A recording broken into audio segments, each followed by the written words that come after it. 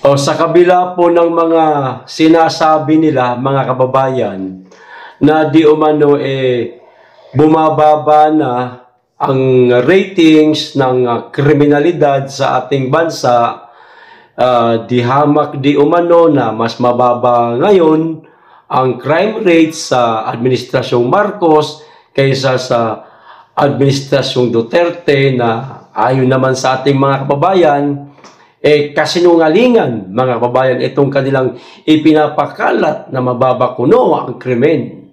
O ito po, mga kababayan, makikita po natin sa social media ang napakarami pong mga karahasan, mga kriminalidad na nangyayari po sa ating bansa.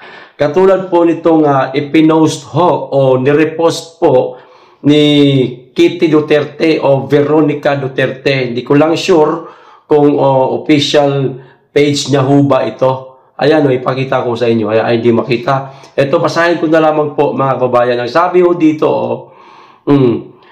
kandidato sa pagka-board member sa Distrito 1 ng Davao del Norte na si Audrey Perez, binaril habang pauwi sa kanyang tahanan Martes ng gabi, Abril 29, mga kababayan, sa Delfina Village, Magugpo, North Tagum City, mga kababayan. Ito, alamin natin kung sino po itong si Perez, mga kababayan. Si Perez ay executive assistant ni Congressman Pantaleon Bebot Alvarez, na isa din po sa mga matalik na kaibigan ng ating dating Pangulong Duterte at naging speaker po sa kanyang administrasyon. Ito pa, agad na dinala sa Tagum Doctors Hospital at diniklarang ligtas na ang kanyang kalagayan. Mabuti naman po at ligtas. Patuloy ang pulisya sa investigasyon upang malaman ang motibo ng krimen. Ayan. Kung ano man po ang motibo, mga kababayan, dito po sa pamamaril kay Perez, mga kababayan, sa ngayon hindi pa po tukoy ng pulisya. Pero ang tinutumbok po natin dito, mga kababayan, itong tila kasinungalingan po na sinasabi nilang mababa na ang crime rates sa Administrasyong Marcos, dahil hindi lamang po ito, mga kababayan, hindi lamang po itong pamamaril kay Perez ang kumakalat ngayon sa social media.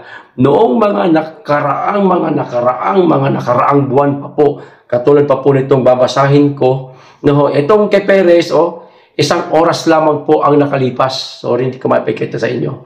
Isang oras lamang po ang nakalipas. Itong balita na to. Ito pang isa kong babasahin, mga kababayan. Katulad dito. Ito saglit lang At hanapin ko. Ayan Ito naman, 13 hours na po ang nakalipas. Ito, baka may pakita ko na sa inyo.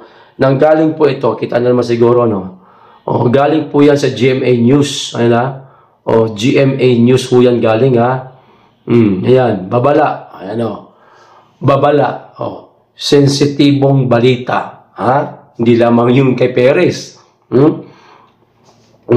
Isang bangkay ng lalaki ang natagpuan na nakatali sa poste ng kuryente sa Aluginsan, Cebu noong Abril 28. Kasalukuyang taon, mga kababayan. Mababa ba ang crime rates? Ito pa. Nakita rin ang papel sa itaas ng ulo ng biktima na may nakasulat, "Huwag tularan, drug pusher." Umano ito, mga kababayan. Kung ito po drug pusher, katulad po ng sinasabi ni Pangulong Duterte, Pangulong Marcos, mga kababayan, na ang kanyang war on drugs walang dumadanak na dugo. Ano ito? Drug pusher di umano ito. Maaring sabihin natin ito'y laban o pagsugpo nila laban sa illegal na droga. Kumbaga, parang war on drugs ni dating Pangulong Duterte na inaakusahan nilang di umano'y napakaraming mga nakitil na buhay dahil sa war on drugs na iyon ni dating Pangulong Duterte. Ito nga, pusher din di umano ito Bakit tatagpuan sa ibabaw ng kanyang uluhan itong papel na may nakasulat na huwag tularan kasi pusher daw?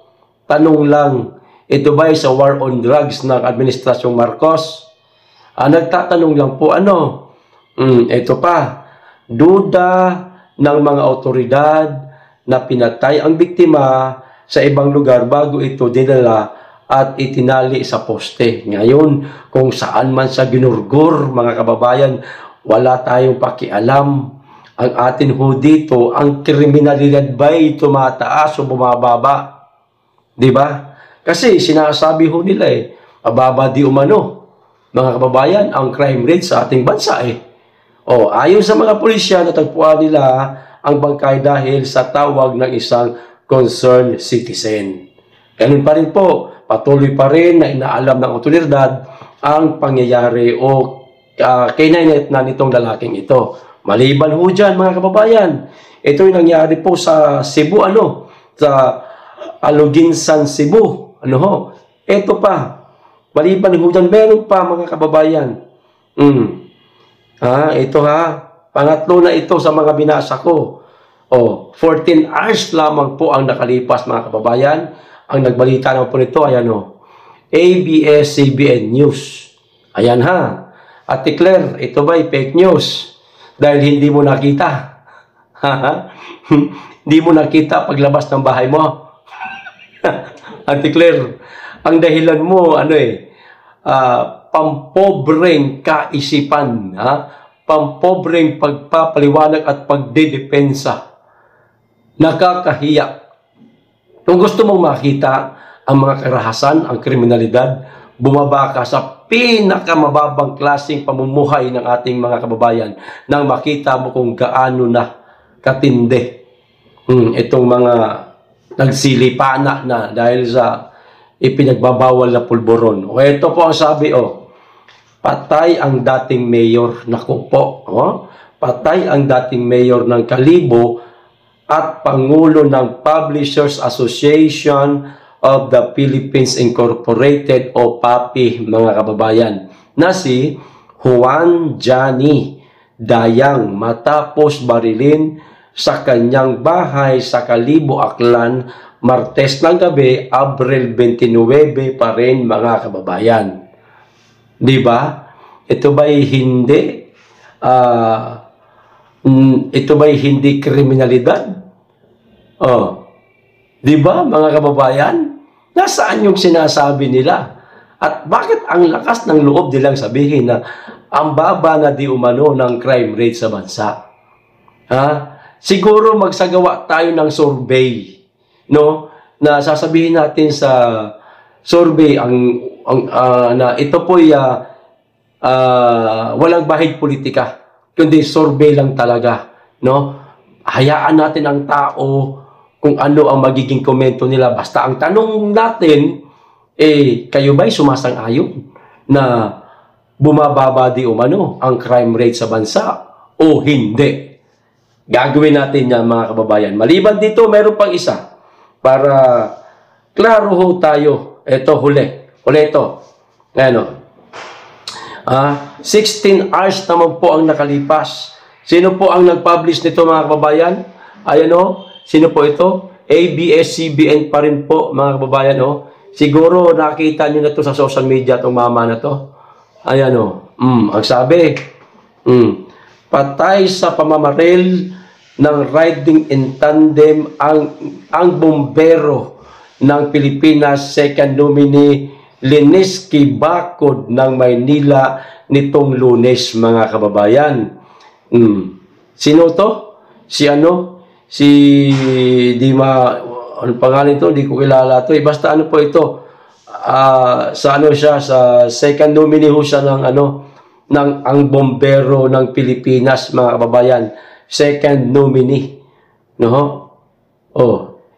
Ngayon, kung second nominee man siya, mayor man siya dyan, kung ano man yung kanyang posisyon sa gobyerno, ang tinutumbok dito, kung totoo nga bang bumababa ang krimen sa ating bansa. Maliban po dito sa mga binasa ko, mga kababayan, napakarami pa pong naikalat na po ngayon sa social media at nalaman po ng ating mga kababayan na meron po pakialam sa nangyayari sa ating bansa na nadadagdagan po, tumataas ang crime rate sa ating bansa. No, taliwas po ito sa ipinapakalat nila, mga kababayan. Di umano, bumababa ang kriminalidad sa ating bansa.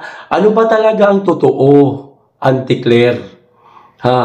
Bumababa ba talaga ang crime rate sa ating bansa? O bumababa lang sa haka-haka mo dahil hindi mo nakita, Auntie Claire? Paano mo ito sasagutin ngayon? No, wala ka ba? Sigurado namang meron kang sekretarya dyan. Meron kang mauutusan sa iyong ahensya na kayo ngayon magsaliksik, mag-research, maghanap, mag-ikot kayo sa mga iba't ibang network na sa ating bansa kung ano ba ang mga bagong balita ngayon. Wala ka bang ganoon? Wala ka bang mapapag-utusan?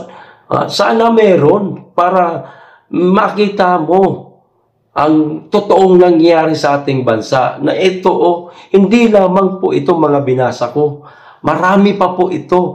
Kayo, mga kababayan, wag po tayong alisin muna natin atong ating usapin sa politika. Itong ating pinapanigan ng mga politiko. Alisin muna natin yan. Dito lang tayo sa totoo, mga kababayan. Kayo na po ang humusga. Bumababa ho ba ang kriminalidad sa ating bansa? Paki-comment po. Malay po natin, baka makita ho nila itong ating video nang malaman po nila kung ano-anong mga krimen ang nangyayari sa ating bansa. Kung kayo po ay magko-comment, pakilagay po yung krimen, kung saan nangyari, kung sino, para mabasa ho nila.